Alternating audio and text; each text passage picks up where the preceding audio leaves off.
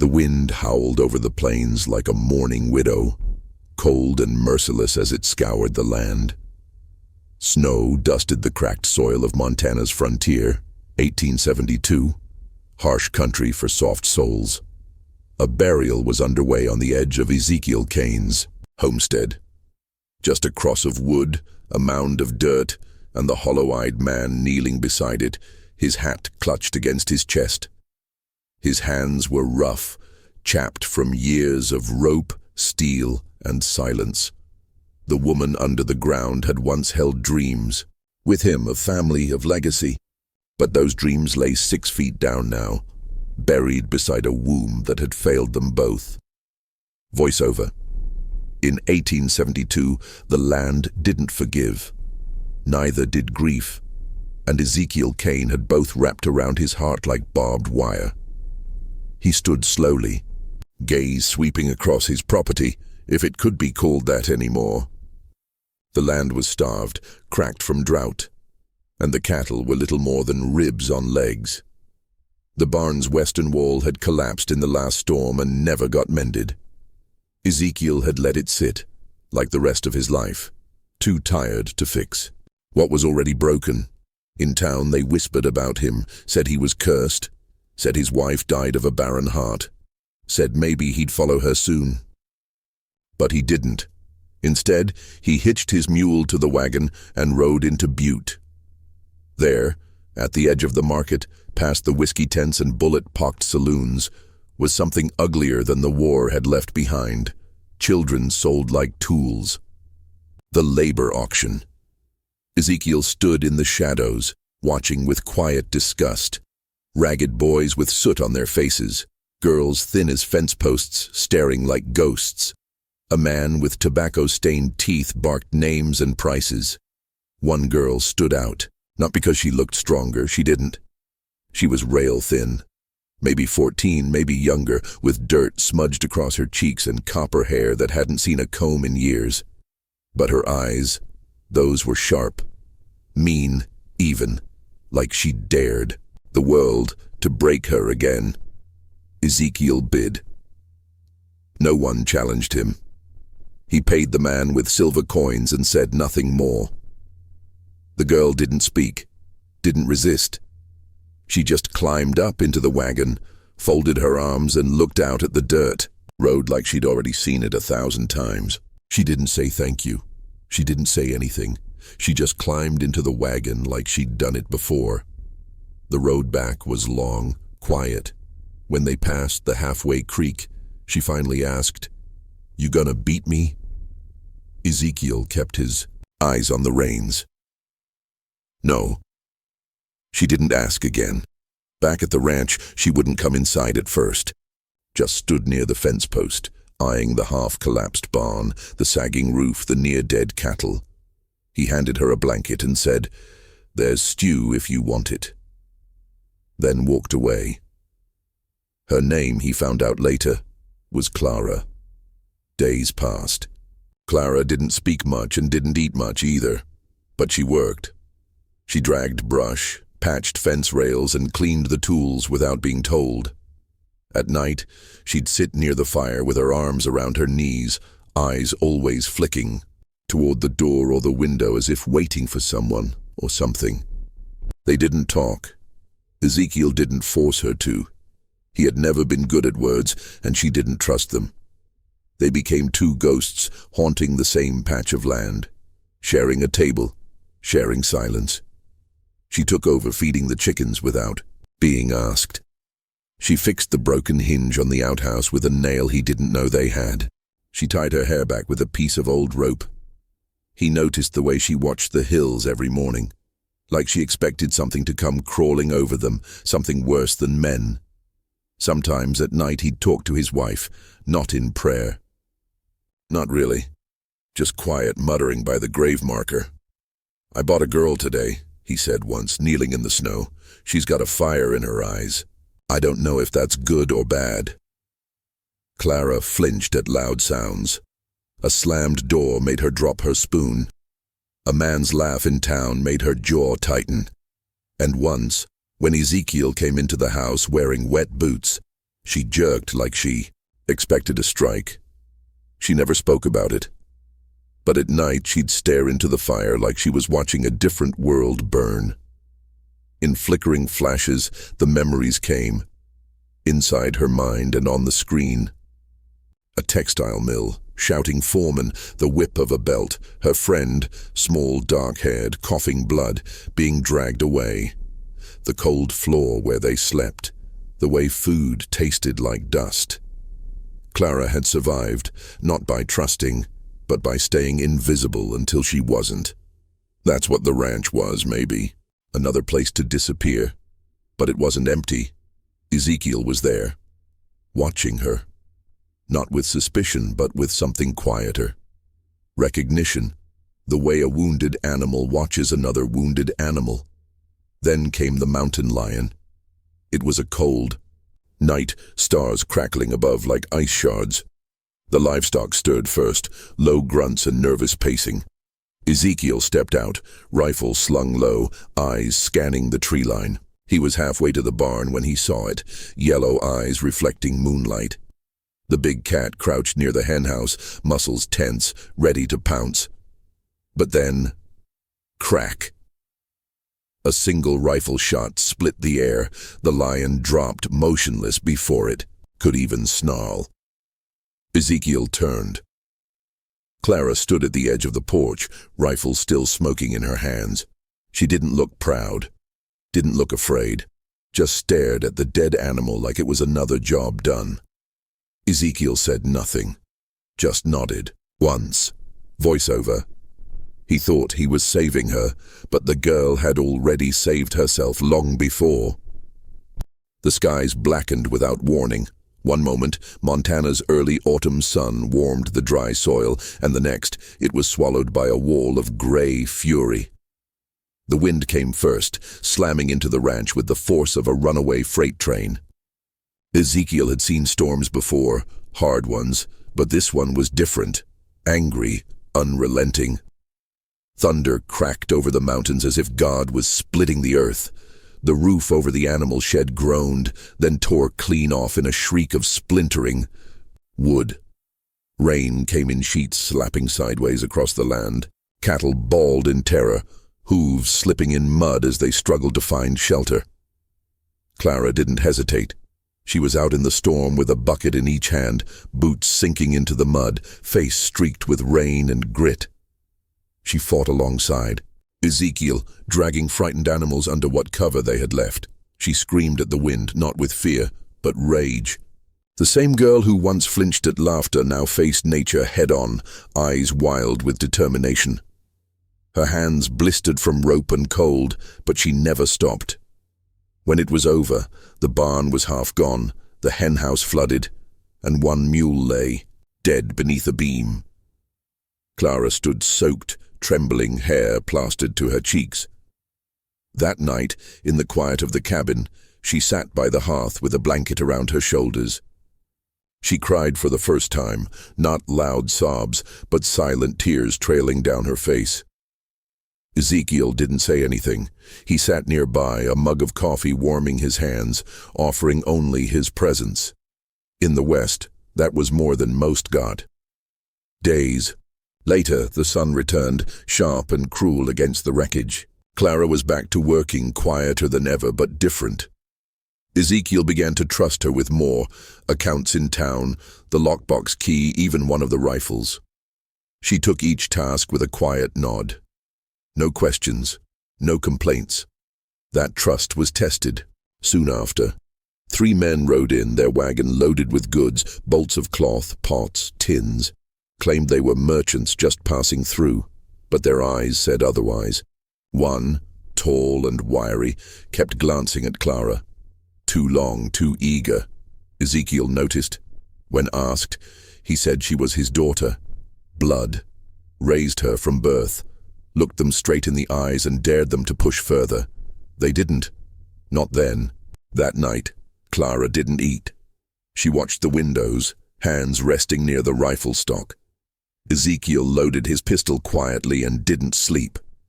The first noise came after midnight, a scuff of boots on loose boards outside.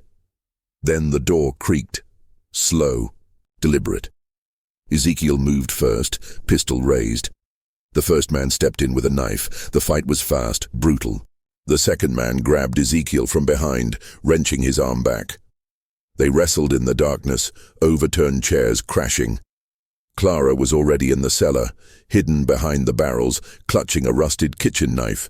And then, from the eye shadows, a shape moved, silent as smoke.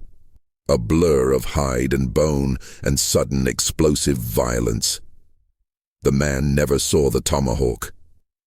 It cracked into his shoulder with a sickening thud, sending him spinning. The stranger struck again. Precise, relentless.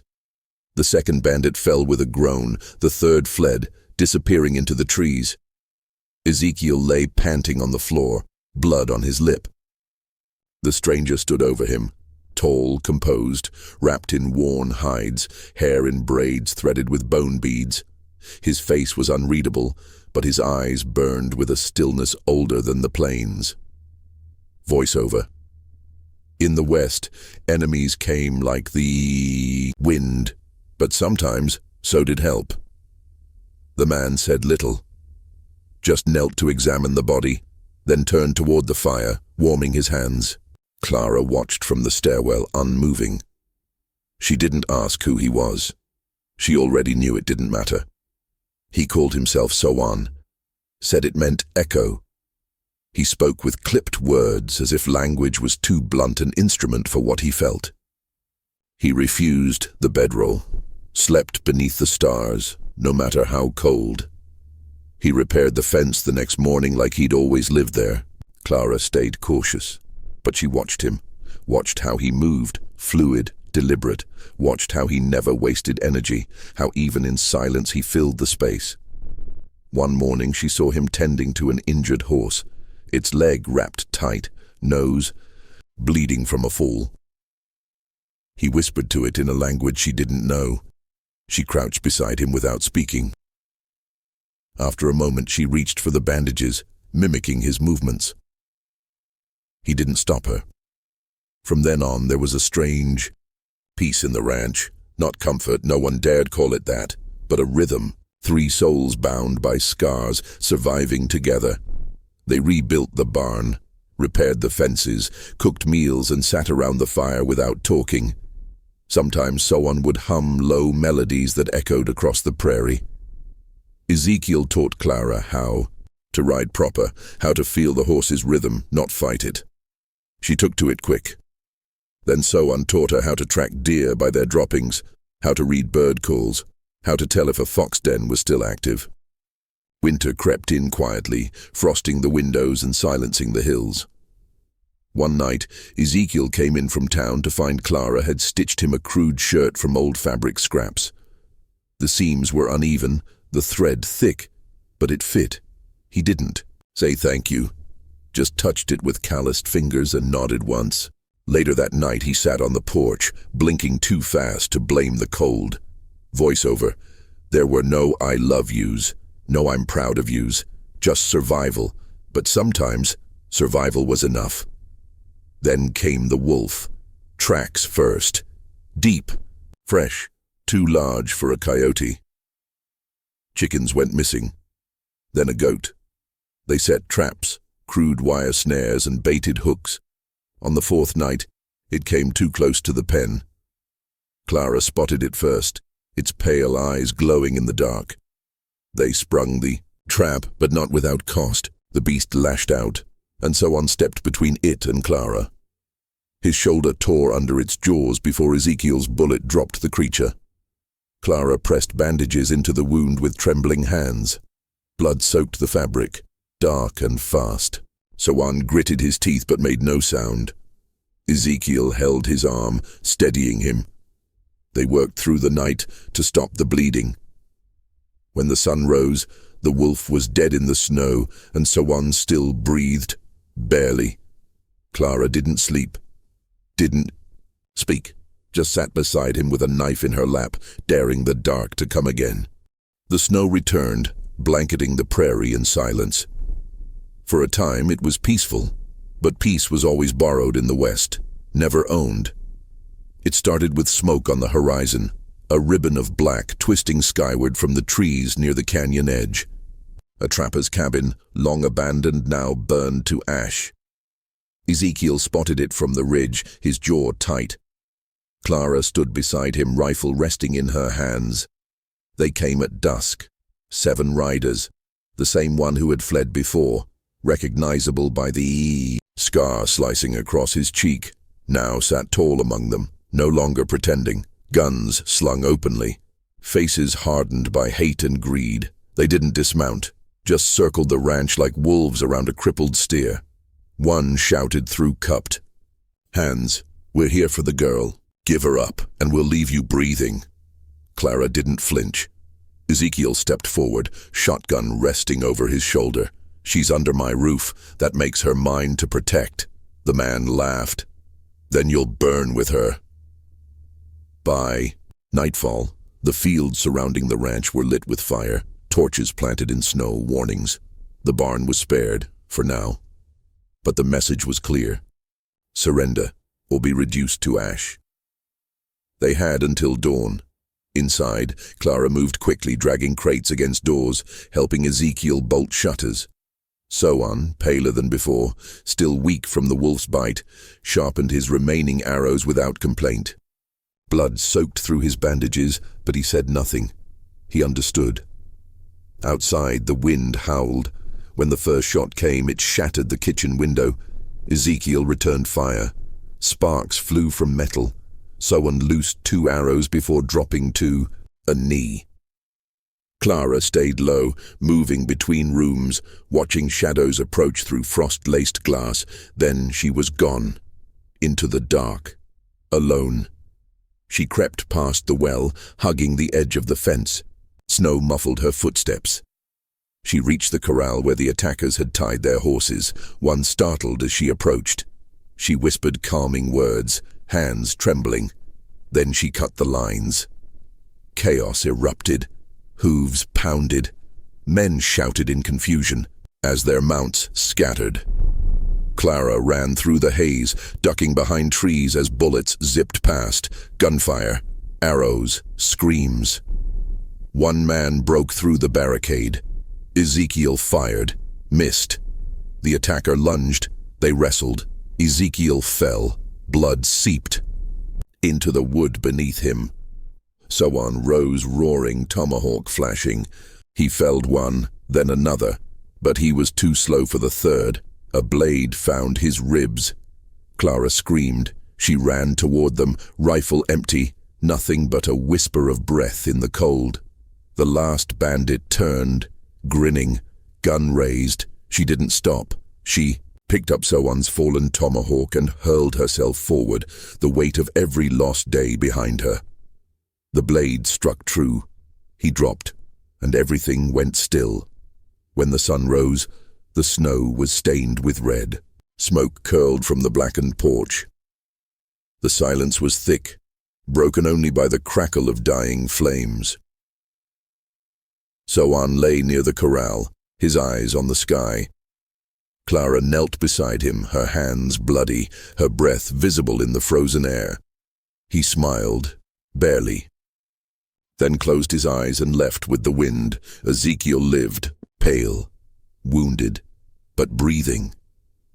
He sat in the ruins of the living room, arm bound tight, gaze unfocused. Clara built the fire back up and didn't speak. They sat there for hours. When he finally spoke, his voice was raw. "You're not a girl I bought. You're the reason I kept living." She didn't reply, just placed a blanket over his shoulders and sat beside him. Days passed. They buried Sowan on the ridge, where the wind carried his spirit far across the plains. Clara carved a wooden marker, shaped it like a feather, found his bundle of belongings, and inside, wrapped in worn leather, was a letter drawn in pictographs. She stared at it for a long time. Symbols of a child, a fire, a journey. Sowan had lost a daughter long ago, taken in a raid. He'd never found her. But maybe Maybe he had found someone to carry her memory.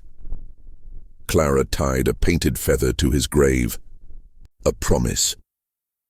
By spring, the land had begun to thaw, the barn was repaired, new seeds were planted, and Clara stood taller, her hands steady, her voice sure, no longer afraid of the land, or of people. She wasn't just surviving, she was living. Voiceover. Slow, thoughtful. They built a family from the ruins of what they'd lost, not by blood, but by fire. And in the Wild West, that was the strongest bond of all. Text on screen. If this story moved you, share it. Subscribe for more. Frontier tales of resilience and redemption.